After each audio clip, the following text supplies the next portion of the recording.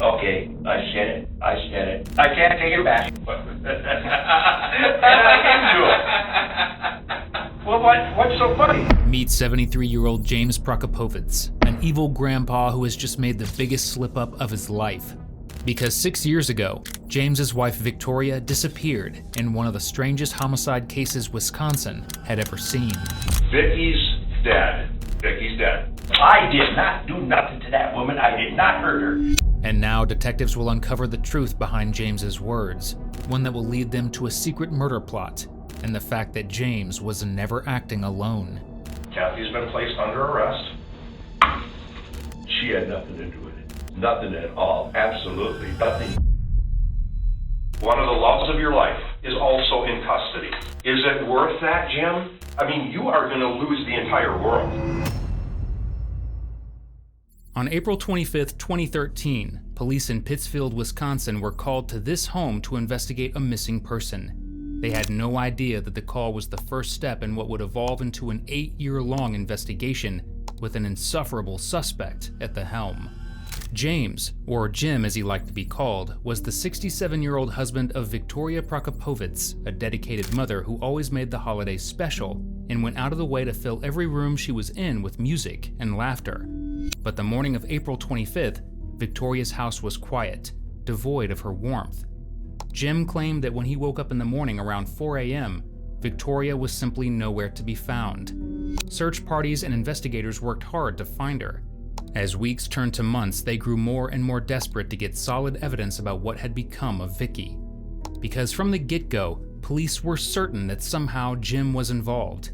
As parties searched for his wife, he sat on the couch, drinking beer.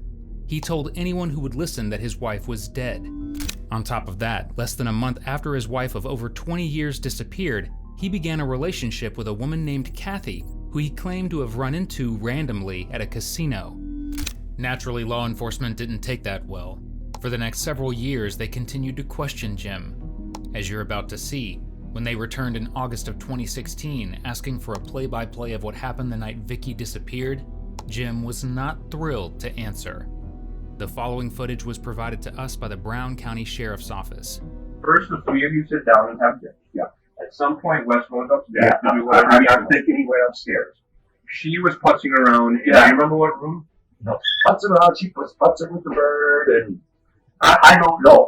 I was laying in bed. Had TV on. I was listening to this, watching stuff that I don't remember what I was watching. Did you come out of the bed then? No, not at all. Until when I woke up about 3:30.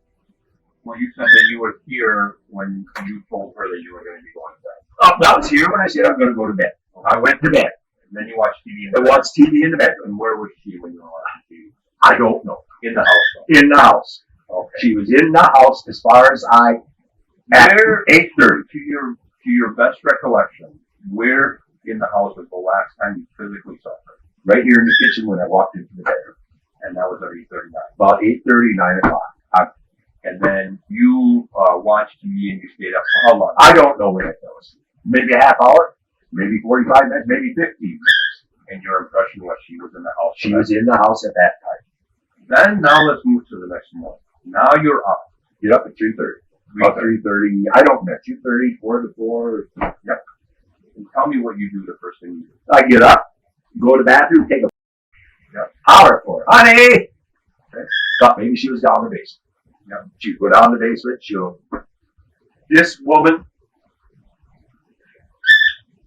Vicki, constantly had to be doing something when she was out. Why don't you go to the bathroom and then show me what you did that morning? And if you have to holler, I don't really. I went to the bathroom. If you don't remember, I took it. Yep. I hollered, honey. Then what did you do? Honey. Well, then I went. Hollered upstairs. I went up and just hollered up the stairs. Okay, go ahead. I just walked over here. Go ahead. Do exactly what you did. Yeah. I walked over here. I said, honey. Okay. She didn't answer. Okay, then go ahead. Then I went here, went down in the basement. Go ahead. Thought she was down here. Turn the light on. Down the steps. Honey! Okay. I walked over here, I think it was. I don't remember this. Here first. Look. I walked over here. Opened this door. It wasn't open. I looked in here. She was in here. Okay, did something. Nothing here. Okay, then what happened? Then I went looking in here. Okay. And then I looked in here. Okay. I don't remember if it was in that order. And then, Jim, do you remember if she's not answering to your yells? Do you remember why it is that you felt the importance to look in every spot? Because she tried to help down here in the basement once. That's why. Okay. It's that simple. Yep. So you were looking. I found her in that room. Okay. So you were looking to see if she was in distress. Yes, I was. Okay. That's why we're asking. That's why what I was looking for. I thought if she tried something, maybe I could find her in time. Jim isn't completely lying to the police here, but don't get used to that. Vicki did have 2 previous attempts, and she had vocally struggled with her mental health. However, her last attempt was over a decade before her disappearance, and according to her psychiatrist, who she had been seeing consistently for 5 years, her mental health was in a very good place at the time she went missing. That doesn't really bode well for Jim's continued narrative about what happened to his wife. What happened? You said you went. You went outside. I went outside. Yeah, outside. That's okay. How I turned around here, and then I think I walked. I don't remember if I walked in front to look or not. Okay. I went over by the garage. Well, I could just tell you, I walked over by the garage. The doors are all locked on the outside. I think sometimes it's easier when you walk like this. So whatever you can remember, fine. Whatever you can't, just tell me you don't remember. Okay. I'm still looking for her to see if yeah. So I walked over here. I saw all the kids were in the doors. So I knew there was no way she was in there. Okay. No way they could be locked. So then I walked over here. I think. From the point you got up and started looking for besides the actual. Yeah. Besides that, what we just walked and did that take about the same amount of time? Pretty close, because I was going pretty fast. Good. Okay, then you went to your truck, and that's when you went to look out into the bed about 4 o'clock. I don't know exactly what time I got. I don't know. So you thought it was sometime between 3:30 and 4 quarter. What time were you supposed to be at work that night? I usually try to get there by 6. Okay. Law enforcement has Jim get in his car and drive them the exact route that he took the morning when he was supposedly looking for Vicki. And then just walk me through what you remember you were thinking or why you I was thinking, I don't remember which way I went first. That's okay. Seatbelt on. I don't need to get the damn ticket. Okay, thank you for reminding me. Just talk through it. Whatever I don't remember. I'll show you the roads I went on. I have no idea what kind of state of mind she was in or what person she was. She had multiple personalities. I told you that. Yeah. And I had no idea who she was in. And if she changed or didn't change or whatever. What are you thinking when you're coming there now? I'm hoping I find her at Chelsea. Shot. So drive exactly where you remember when you're. I drove in here. I didn't get out. So just drive where you drove. You drove in here or here? I don't know. I don't remember. I think I drove in this one. Okay, go ahead. Do what you remember best. So you said you didn't get out. I didn't get out. I drove by here. I didn't go in. Just drove by and looked through the window to see if anybody was there. Didn't see anybody. There was no cars here. No nothing here. Gotcha. Okay. Went around. There was no cars on the drive. No cars were at the pumps. Oh, okay. How about park? Do you remember any? No, you just remember the title. Did you go to Maplewood at all? Nope, I didn't go to Maplewood. Okay, so then you just turned around. I turned around. I went back. Okay, so went in the shell, went in the front, so you never went in the back? No, never went to the back. I figured I would see her walking around the road, her house would be open. So now we're doubling back. I got you. The Shell station that Jim claims he went to will eventually become the nail in the coffin for his case. He doesn't know this, but back in 2013, law enforcement actually collected the footage from the station on the morning that Vicki disappeared, and he is absolutely nowhere on it. In fact, he's not even seen driving by the station, let alone stopping at it. In addition, Vicki was actually recovering from colon cancer at the time of her disappearance. She often had to walk with a cane, and even with her cane, she struggled to walk short distances.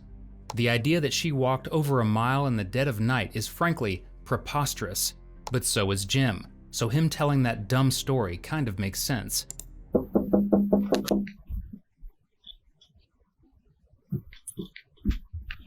Good morning, sir. Yeah. Can I come in? Me too. Thanks, Joe. What's home, I see? What's home? Yeah, he's upstairs sleeping. Oh. What? Sleeping? It's noon. He sleeps all day. Well, like I told you over the phone, I don't expect to take a long time. Very quick. I just want to do one thing today.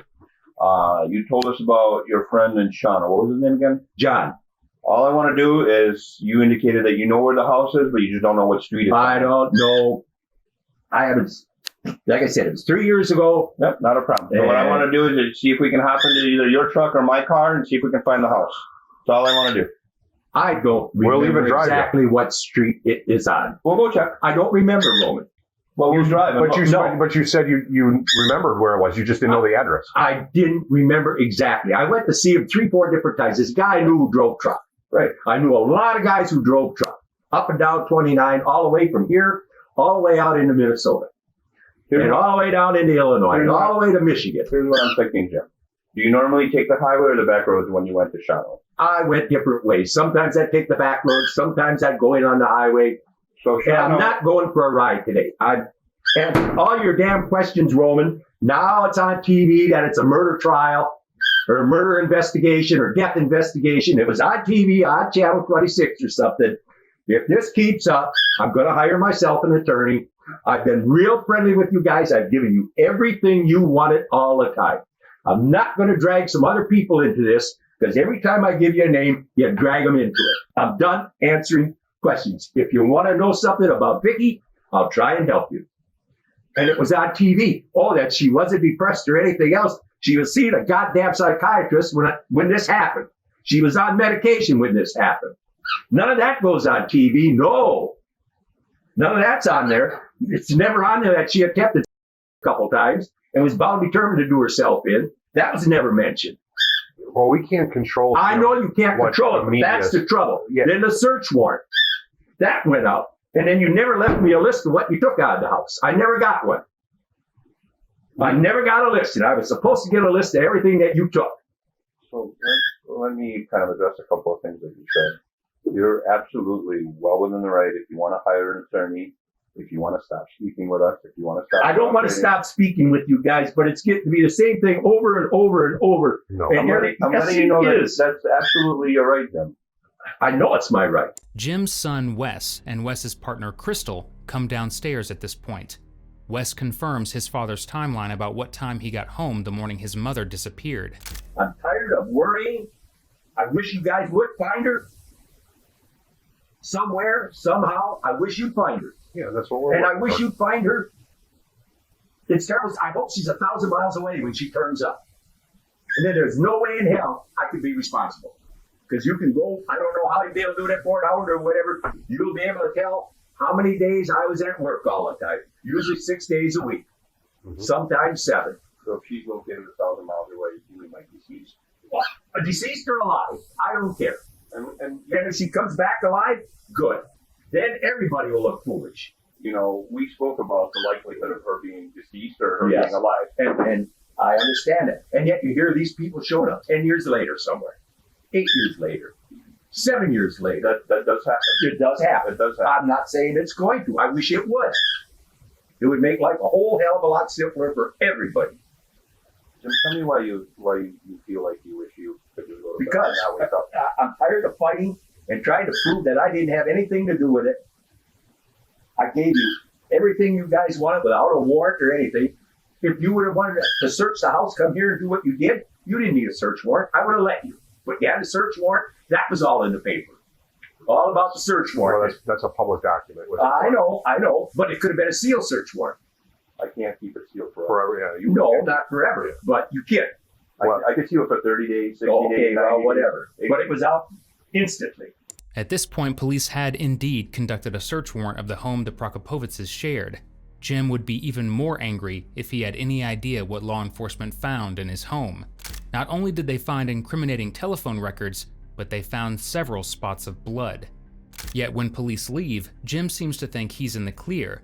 However, he's unaware that his son's partner is waiting outside, and she's eager to give the police some shocking information. Do you have something for us before we take on? I'm sure, Jim, it makes me upset that you were somebody you know, somebody you don't belong to another woman. I think it's wrong. I really do. What's wrong? that he goes to Kathy all the time. Oh, well, yeah, that's his business.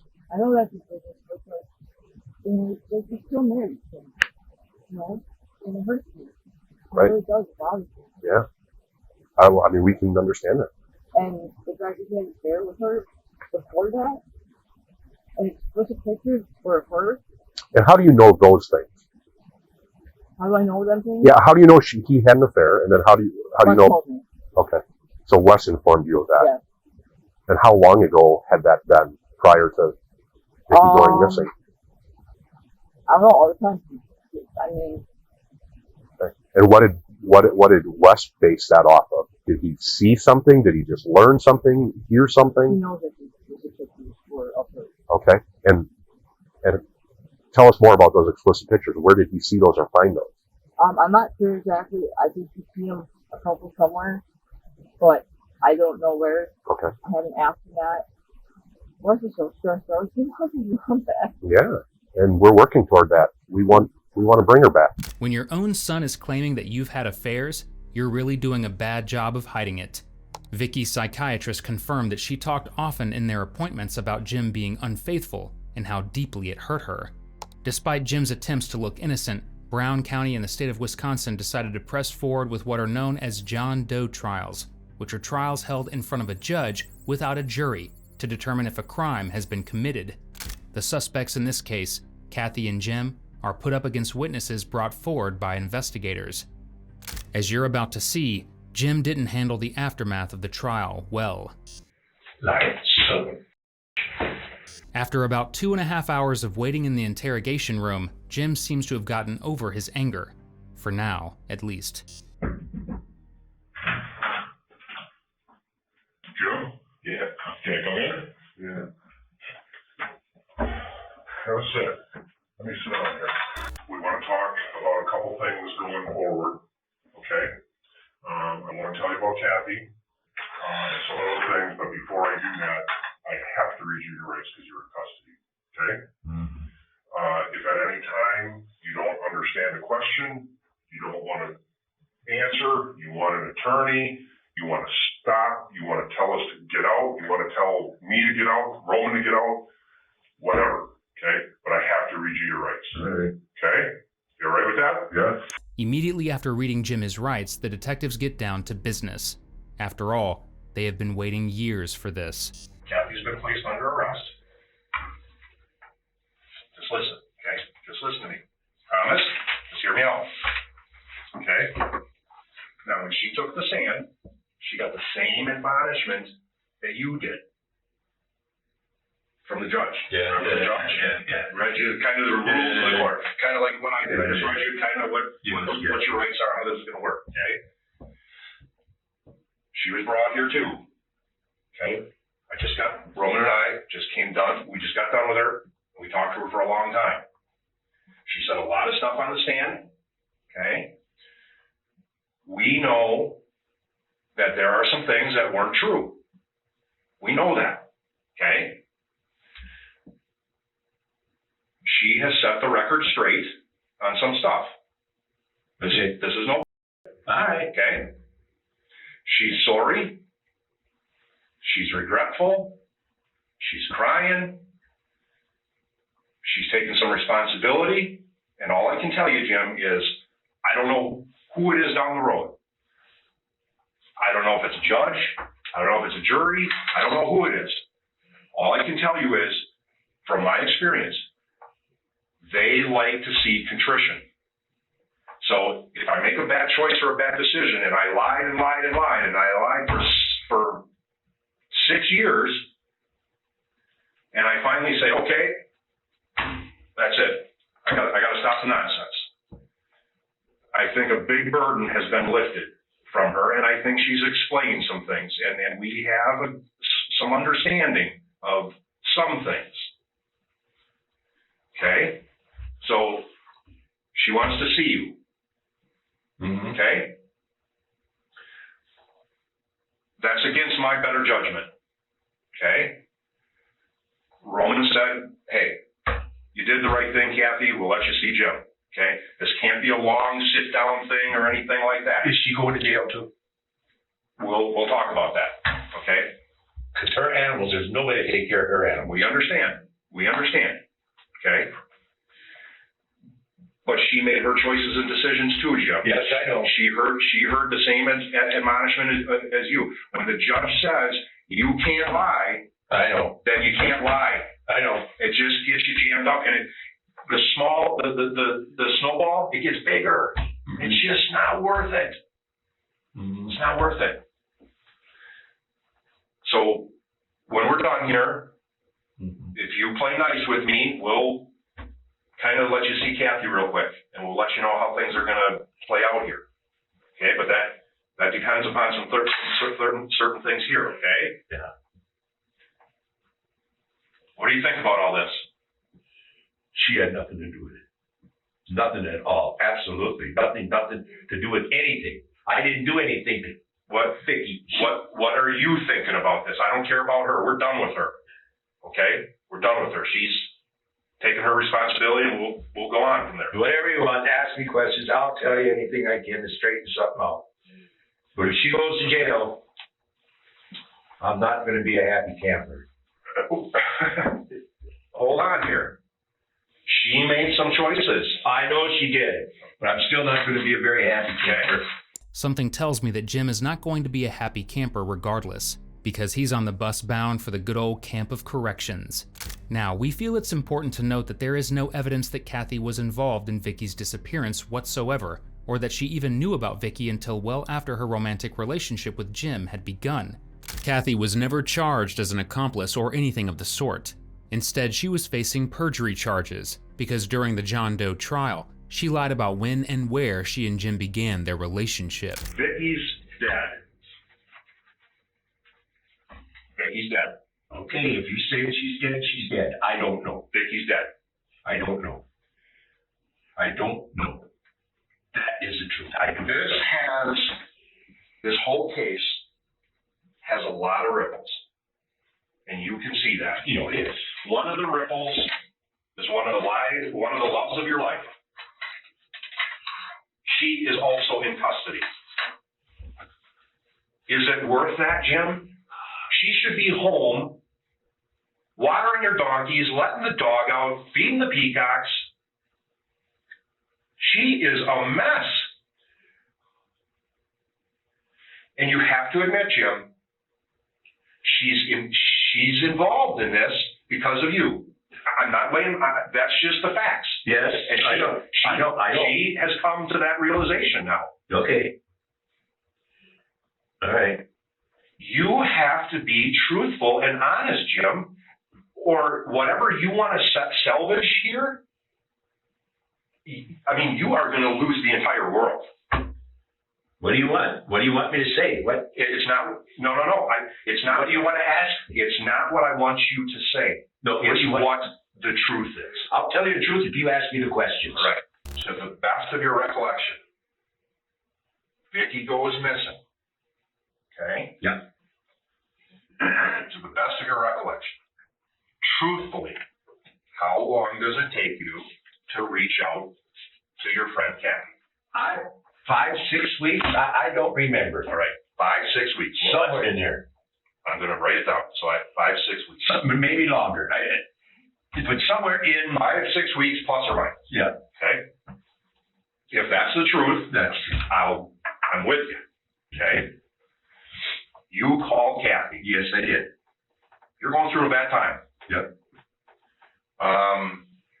You've been sweet on Kathy for a long time. No, I'm sweet. Well, good friend. Good friends. Whatever. Okay. You call her up. How does that work? I called her up. You have the phone number? Yeah. So you know how to get in touch with her? Yeah, I know how to get Okay. Go ahead. And I said, hi, how you doing?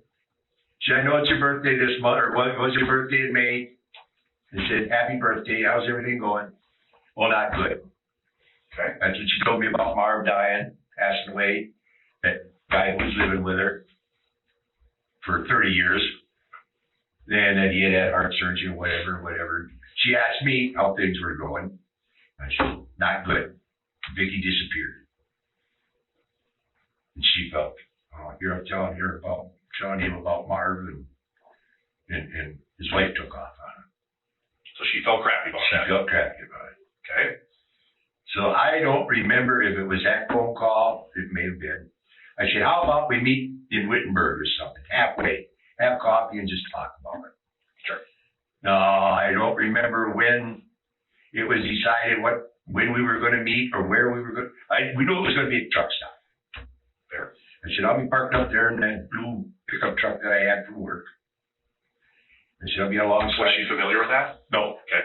Nope, she didn't. Never saw it before. Had no idea what it was, what it looked like, what. Okay. I said, there'll be a fuel tank in the back, you'll see, and probably pretty dirty. I said, I'll try and park on the west side or east side of the truck stop up there, or the building, but, you know. She pulled in, I recognized her when she pulled in. Did you know what her vehicle was? No, I didn't know what it was, but she pulled up right alongside of me, looked at me and smiled. And I knew it. I knew her smile. I knew it was her. Yeah. And we got out, gave her a hug, and we talked and talked. How long? Oh, for a while. I said, you want to stay at the hotel tonight? I don't know. She was looking. I said, well, why not? Because her son was home to take care of his critters. Right. I said, yeah. I finally talked her into it. We ended up in bed together. Yeah. Got up early. I kept me. So I wasn't far off. When I say you're sweet on her, you're sweet on her. Well, I was. Yeah, not before, but I you know what I'm trying to tell you. Absolutely. If she wouldn't have come, I probably, you know, if she would have said, no, we don't want to meet, that probably would have been the end of it. But she came and she met. And What the hell? Yeah. And like I said, there were, years ago, I know you probably heard this, I told it how many times, how I got to know her. And then after I quit over the road, I still kept in contact with her every 3, 4, 5 years. I call her. You try and remember in May. Okay. Say, hey, happy birthday, how it's going?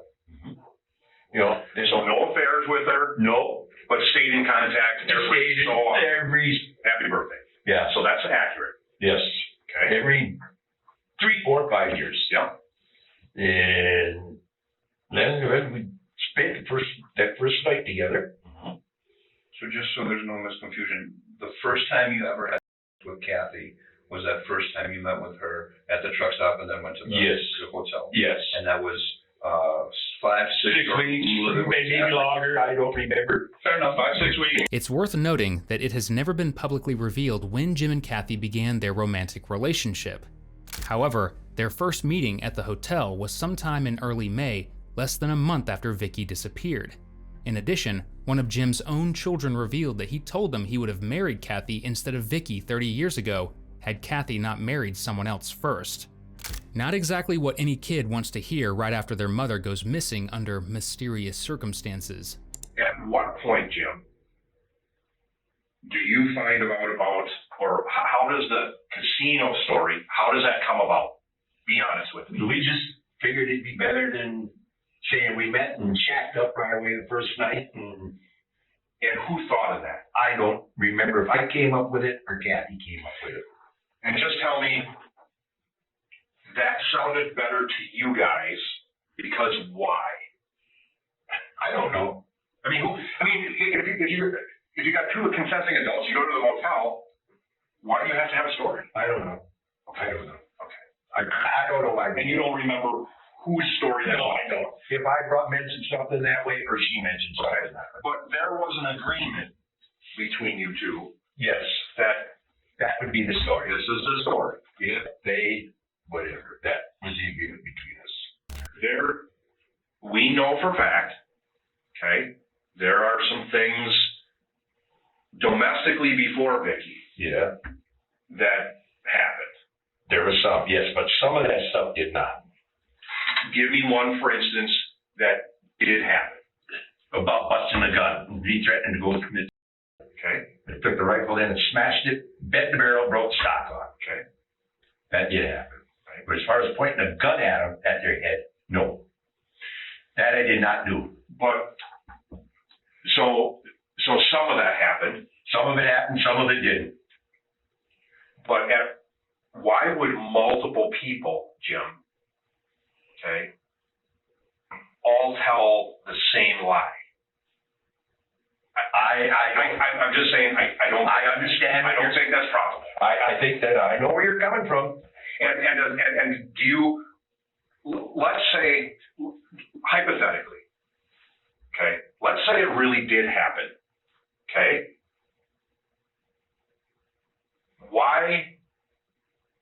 What would be your reasons why you wouldn't want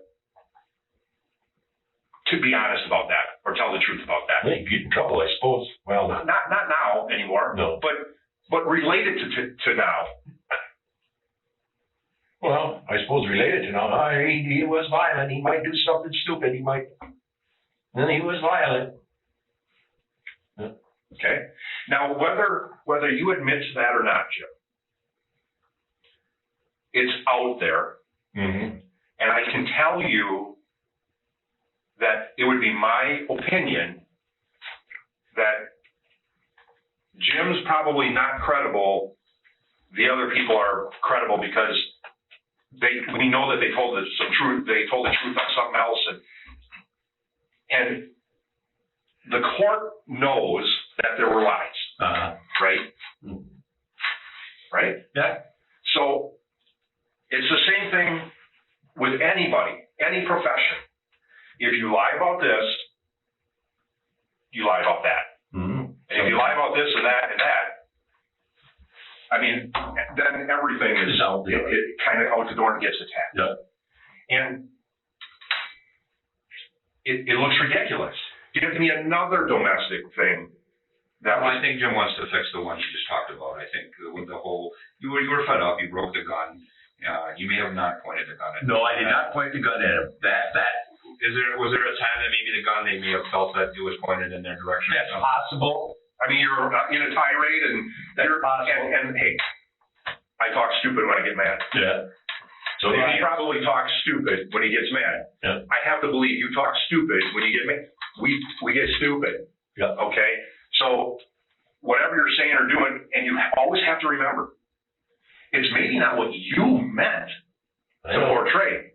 Okay. You might not mean it, but how does this person see it? How does this person feel it? You know what I mean? Yeah. You don't know what their perception is. How would your daughter have maybe possibly perceived this whole gun thing? And then this is your chance to say, no, honey, that wasn't my intention, but I could see how you may have perceived this. Lisa? Yeah. I don't know. Was there a time that you were waving because you were talking with your hands or something? Yeah. And you Flailing around, you're up. Yeah. you had the gun in your I hand. had the gun in my hand, yeah. Is it possible that when you were flaring it, when you muzzle somebody, when you It's possible. And even with a stupid comment, all you're going to be doing is waving a gun and saying, I oughta. Well, you oughta what? I oughta throw it out the window, or I oughta kill you. You know what I mean? Yeah. Lisa, that may have happened to me swinging it around or whatever, or when I took it to smash it, I can't remember if I had it by the barrel. I think I had it by the barrel. I slammed it, broke the stock off, and bent the barrel out of it. Just a little bit. And during those whole waving around, the gun might have been waved and hurt her. This is all happening. And out of anger, you may have said something stupid like, I'm going to hurt myself, or I'm going to kill you, or something like that. What's actually ridiculous is how Jim treated Vicki in the months and years leading up to her death. Though he denies having pointed a gun at her or any of his children, at trial, Vicki's psychiatrist detailed years of violence and infidelity that Jim committed against her. In addition, he financially and emotionally abused Vicki, not allowing her to have money for certain treatments or medicine she needed related to her cancer. And she wasn't the only victim of his behavior. She flared up at times when there was major things going on with your drinking, with your lying, with your staying out too late. I never lied to her. Never lied to me. We don't consider being unfaithful to her, none the why. Well, I told her about it. She found out about it. I admitted it. I told her it happened. So I suppose, yeah, but she had to in a way hurt you. You didn't come home and say, hey, guess what I did? You know what I mean? No. So that is a huge knock in the teeth, man. I mean, that's hard to cope and deal with. I know it is, because that's what happened with me in my first life. I get it. Did me in So as much as it is for you, it was for her. I'm sure it was. You know what I mean? So I'm just, she's really getting a bad rap here, and I just want to be fair to I'm her. not trying to give her a bad rap. I'm just. But you hear what I'm saying? Yeah. I don't know. it doesn't make any difference. You guys wouldn't probably look anyway. But when she was in the hospital, I don't remember if it was the recovery surgery or the surgery. She called 911 and said, I think she had changed. Her clothes. No, she changed personalities. She called 911 and she was whispering to me on the phone. Jim, I called 911, but they hung up. The kids are in a wall. They're hiding the kids in a wall. I'm at work talking to her on the phone, and she's telling me the kids are in the wall, locked up. We heard that story, Jim. We need to talk about what's not accurate. We've already heard that story several times. Yeah, from me. From you. All right. I'm sure there would have been a record of a 911 call. We're past that. It's fine. Well, I'm just telling you that would happen. I don't need to hear what you've told us. Do you really believe in the bottom of your heart and soul that she had multiple personalities? Yes, I do. 100%. Because I That wasn't a good acting job. No. I talked to her when she would change. Well, I get that, but one would be a young one, yeah. and she'd call me Big Daddy Jim. The next one is going to be the next story, Jim. I don't want to hear the same Well, story. I asked, so it's Well, it was. That's what she was. I apologize. And one was a devil. Jay's right. You're right. And she would make the noises. But she sounded like a and she would. And her psychiatrist didn't believe it. I know he did it in his office. I can tell the story. I've heard it. All right. Well, you asked, and I'll tell you. I asked. If she had multiple personalities, and I told you. I asked. She did. Once again, Vicki's psychiatrist explained at trial that Vicki didn't have multiple personalities, a symptom of a rare condition called dissociative identity disorder. She actually struggled with ADHD and bipolar disorder. Jim suffers from a different condition, an unfortunately common one called liar-itis. When police addressed this, starting with the fact that he never went to the gas station he claimed to have gone to the morning Vicki disappeared, his frustration visibly grows. I can't remember where all I went. I took you guys. I may have even missed some roads. Maybe you did. As far as that Shell station, hey, I may have went around the backside and came up. Jim. That day, you were emphatic about where you were when you arrived at that station. We proved you wrong. Yes, you did. Just bear with me. Don't get all worked up on me. Okay. We proved you wrong. Okay. It doesn't feel good to be proved wrong when you're in your seat with what everything is going on. Yeah. Right? Yeah. That didn't happen, Jim. You know what I'm saying? What didn't happen? You weren't at that station. I swear, I went by the station and didn't see anybody or anything. Well, you can see a certain amount of road with the cameras, though. You swear to God I was by there. By that station. It didn't happen, Joe. That didn't happen. Because video doesn't lie, Jim. That's all I'm saying. Okay. I swear to God I was down that road. I swear to God I was. And I was by the casino. You weren't in front of that station. I probably, if you said no, when you drove in, I know. when you drove in and you said you were right there, I stopped and I looked in. Yes. Okay? Yeah. You weren't there. Okay, I wasn't there. But I was around there that day. I was running like a chicken with his head chopped off looking. Why in the world would you drive? You were driving. You were behind the wheel. Why would you drive yourself into that station? Why would you drive around the pump? Why would you drive by the front of the gas station? Why would you tell us that you looked in that window? I thought that's what I did. I thought that's what I did. In my mind, I did that. What else about today that you were asked that just give me a big chunk thing that you can remember that you lied about? Anything that you can kind of recall that you don't remember anything else? Not that I can think of. Police have a theory on where Jim actually was instead of the gas station at that time. One we'll examine later that is incredibly disturbing, but surprisingly, one that Jim doesn't outright deny. Let me just bring up kind of an overarching big one, the bed. For a long time, this all said, you were in the bed. There is very, very, very, very strong proof that I didn't sleep in bed. Right. That's right. Now, I have to believe, Jim, that you can remember if you were in the chair all night or you were on the bed. Or you were just telling us a story, so we'd go away. Just No. like you told us a story about the Shell station. Jay, I know what you're saying. That you can remember. I just respectfully, I have to say, you gotta tell me, this is your time, Okay, where we can all right right. the ship on some stuff. Okay. All right. I wasn't in bed. I'll tell you that. Okay. I didn't sleep in bed. I slept on the chair. Why'd you lie? Because I thought I was in bed. I wasn't in bed. Well, then that's not a lie. If you thought you were. Don't tell me what I don't want to hear just anything. I want When you asked me, I said I went to bed. I get it. In my eye, no, I said I went to bed. Today, what did you testify? You testified you were in the bed. Don't do the moving target thing. No, I'm not doing the moving target thing. I said I went to bed. I was in bed. In your bed, in the bedroom, where there's a TV, and you were under the covers. That's what you testified to. I don't know if I was under. I've never said I was under the covers. Absolutely, it's transcript. Okay, I did. So here's what I'm going to tell you, Jim. It's not a lie if you say something when you thought it was the thing and you happen to be wrong. I'm telling you, you knew you weren't at that gas station. You knew you weren't in that bed, and for some reason you lied. It's okay. I did not know I wasn't at that gas station. In my mind, when you asked me about it, I didn't ask you. You drove me there. yeah, but you asked to show you the route. Yeah. And then in my mind, I'm trying to remember where all I went. Yeah. So you said, I'm not sure about this road. I'm not sure. Oh, but I remember driving past this storefront and looking in. I'm not going to bed. And you said the video showed nothing. And that's what I said, yeah. Okay, I gotta take your word for it that I didn't drive through there. So I lied about that. I'm sorry I lied. It's not a lie if that's what you thought was in your mind.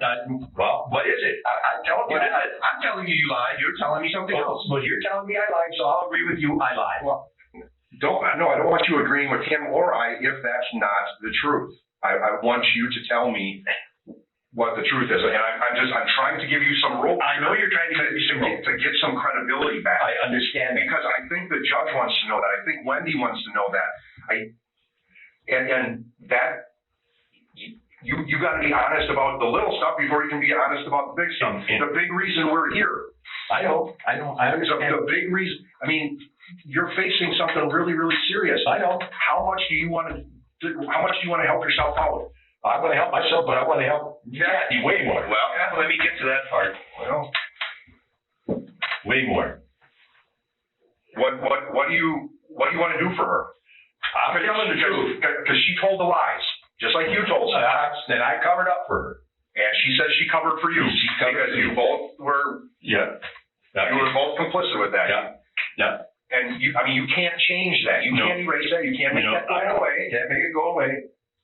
Oh, but the truth was what I told you now. And if she is truly not involved in anything other than the cover up, all she was involved in. You need to tell us what the heck happened so that we can clear her and get her. Honest to God, Jay, she had nothing to do with it. But how do I know that? You got to explain. I don't know how I can. You got to explain some stuff so that we can prove that. Show that. Explain what? Tell me what? Vicky's dead. Yes, she's not here. She's not here. I don't know if she's dead. I don't. I do this for a living. There are other statements that you have made to other people where they say, he told us she's dead just by the way. And it's family members, it's searchers, it's all sorts of other people that have taken your words and they're like, that's not good. Jim's statements to his family and friends were even more shocking than what police are proposing here. The day after Vicki's disappearance, Jim's children recounted that he spoke at length about taking Vicki's belongings to Goodwill because she wasn't coming back. He told anyone who asked that his wife was dead with no hesitation. Yet he can't bring himself to say that when he's sitting across from detectives. I wonder why. So it seems like you care for Kathy, right? Yes, I do. Very much. You don't want to see anything bad happen to Kathy. No, I don't. You don't want to see her away from him. No. Her family, her animals. Her animals. Her family, her daughter and her son. Well, her son talks to her. Yeah, we know that. At least there's. I mean, you even said I got to clear her. Yes. When we sat down. You said I got nothing to lose when we sat down. You're right. You're right. Did the officers tell you were under arrest for first degree theft when they brought you here? Yeah. Yeah. Here's what I'm going to tell you. You're under arrest for first-degree homicide. Here's what I'm going to tell you, Jim. We work with the prosecutor's office very, very closely. The prosecutor's office takes into consideration many, many different things. That includes Kathy, and that includes you. As far as Kathy is concerned, she lied. She lied in a homicide investigation. She lied in a homicide investigation, and then she lied under oath. Potential exposure to that is prison. Significant time behind bars. But really, we're here at the end of the day just to recover Vicki. Yeah, That's it. We don't want her in trouble. I can have significant communication with the prosecutor's office so they can look at consideration about really what is the objective here, and that's really recovering Vicki for the family, because this pain has got to stop.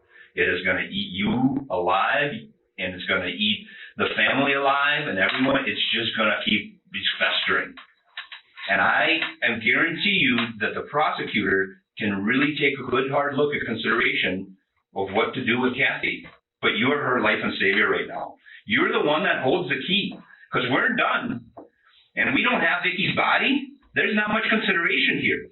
I am willing, listen to me. There's other cases that I'm aware of, that I've read about, that I've spoken with detectives and know about, that even the individuals that are in your seat have received significant consideration from the prosecution and from the court, and have been able to salvage something in their life and in their dignity and in the family by being truthful and honest. Now, if you want her to continue to take the ride for this, she will take a full ride. But this is a chance, because she's going to take a full ride. You hold the key. I know I hold the key, and I'm telling you, Roman, I don't know where she is. Then guess what? I don't know. If you don't jump in the car with us and show us, I have nothing to give to the prosecutor. I can't get in the car and point someplace and say she's there. I can't do it. I don't know where she is. I'll have to tell Kathy. Maybe I'll have to tell her, because I don't know where she is, Roman. As much as I want to help her, I cannot go and point a place and say there she is. I don't know. Let me ask this. Don't get mad at me. I have to ask tough questions, right? Yes. Is Vicki in a way where she isn't there? Where she can't be there? She's never to be had because of whatever happened? I don't know. I understand what you're saying, guys. And believe me, if I knew what happened to her and where she is, I would tell you. Just to save Kathy. Not to save my... I don't care about my ass. No, I believe that. I think you're done. I think like you said, you got nothing to lose. And if I knew where she was, yeah, you got nothing. And what happened to her, no, you got nothing to lose, Jim. I would tell you. I have no reason not to tell you, because I'm going to go to jail anyway. Why would you go to jail if you didn't do it? I didn't do it. Well, the people are going to believe you then, right? I hope they do. I think you're going to go to jail because you don't think the people are going to believe you. Well, maybe they will and maybe they won't. I'll take my chances, I guess, with the jury. That's a big gamble, bro. Well, it's a big gamble. With all the lies and inconsistencies. I know. Videos. I know. And I'll guarantee you, if somebody comes and offers me a plea deal, I won't take it, because I will not plead guilty to something I did not do. Okay. I will not plead guilty to something I did not do. And I don't know where she is. You have no interest in providing any kind of peace to the family, do you? Yes, I wish I could provide peace to the family. Roman, I don't know where she is. Years off their life, you know. I don't know where she is, Roman. You're taking years off their Roman, life. look at me. I don't know where she is.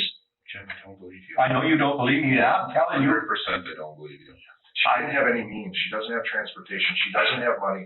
She physically can't do it. She doesn't know anyone. I don't know where she is. I There don't were know. no phone calls. There was no other friends. There was no other family members. You know what I mean?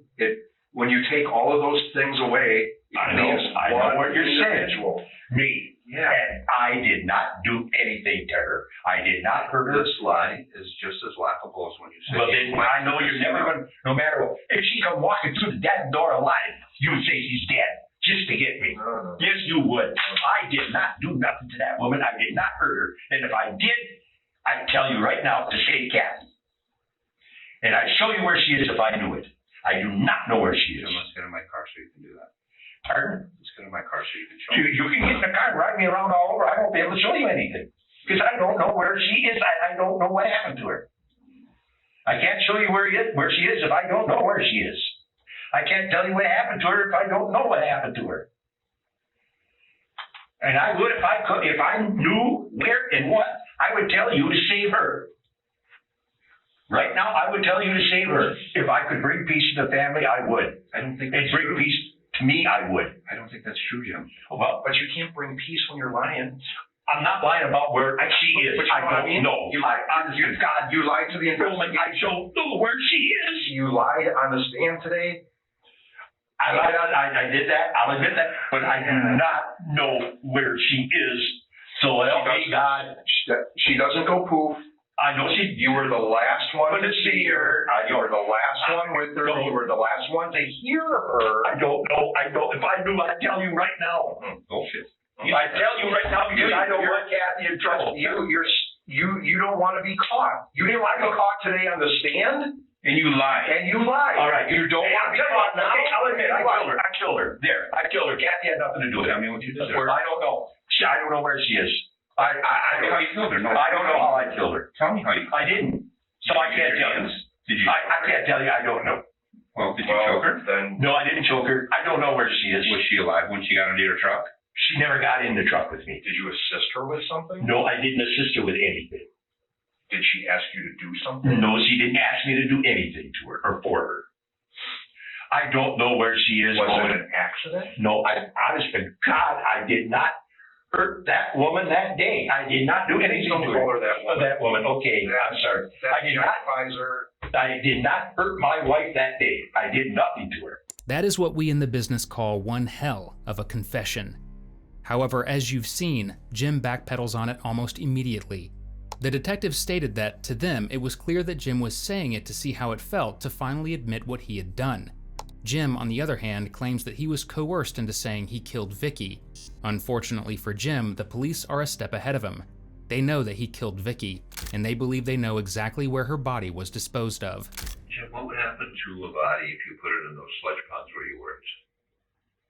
I don't know. You'd probably never find it. Only I wasn't working at sludge ponds. I know. But if you put a body in there, I had access, but it wouldn't disappear. but you said you'd never find it. Yeah. You probably would. I don't know. Well, you said you wouldn't even find it. Why did you say that? Because I've seen what happened with deer when they run into What happens to the deer? Tell me what happens. A lot of times they sit on top and finally rot, die on top. Right. And then they'll stay there. They won't. Right. You'll see them. Yep. And as you push more sludge, they'll float away or go somewhere. It's not liquid like people think. It's Right. solid. Right. We walked on it. Oh, okay. I mean, it's solid. So what you said, and correct me if I'm wrong, is that you didn't work there, but you got access to it. And that if a body was to go in there, you'd never find it because you've seen what happens to the deer when they run. Yeah. That's what you said, right? Yeah, that's what I said. Okay, you don't have to be a brain surgeon to figure that out. One of those. You don't have to be a brain surgeon to figure that out, Roman. No, I'm just a cop, my friend. I'm just a cop. No. Right. You don't even have to be a cop to figure that out. No. The average lay person can walk out I mean, you there. got access to a truck. You got access to heavy equipment. You and Wally are close. I mean, there are, you know what I mean? How is up and down the highway? Sludge ponds. I mean, from let's say Wes left at 8:00 p.m. Right? I don't know what time he left. 8 to 4. I don't know what time he left. Let's just say 8 to 4. Right? Yeah, okay. He wasn't there, right? What? He wasn't at your house overnight. He wasn't there I don't when know Vicki what- disappeared. I don't know what time he left. He was, how about this? He wasn't there when Vicki disappeared. As far as I know, no. He went to a friend's house. We have him Yeah, he went all over the place. He went to a friend's house or something. He was smoking dope and all the Sorry, sorry goes, right? his friend's house. And he wasn't there when Vicki disappeared. And what time he left, I don't know. Who was there when Vicki disappeared? There was a Just me. whole 8 hours. Okay, if you're saying he left at 8 o'clock, then there was 8 hours. Plus or minus, right? I'm affording you. I'm affording myself the same thing I did for you. Okay. Yeah, you say 5 or 6 weeks. I know, plus or minus. I know. I understand. Plus or minus. You know what I mean? All right. I mean, that's a long time, Jim, to be alone in a house, and she's gone. So the only thing I want is her body. That's it. Roman, if I could get her body, I'd give it to you. I don't know where it is. Oh, that's colorful. You want your wife's body. Oh, you That's know. colorful. All right, Hold on. We started with that woman. Now you get her body on. That's the route you're gonna go. This is your wife that you love. No, that This isn't is the your way. wife that you love for 24 years. That isn't the way I meant it. One that was disabled Okay. because she had mental health issues. Okay, I said it. Yeah, you If can't I- take it back. I can't take it back, no. What you did, you can't take back. I didn't do anything to her, and I don't know where she is. Law enforcement actually tried to search the sludge pools, which are made for industrial waste, but due to the corrosive nature of the toxic substances disposed of within them, they were unable to safely search for Vicki's body. For the next hour, detectives make Jim recount his story minute by minute. Finally, with him unwilling to admit his role in the crime or where Vicki's body is, he's transferred to his cell. You all right? Jim's trial was one of the most watched and discussed in Wisconsin's history. With no physical evidence, prosecutors had their work cut out for them.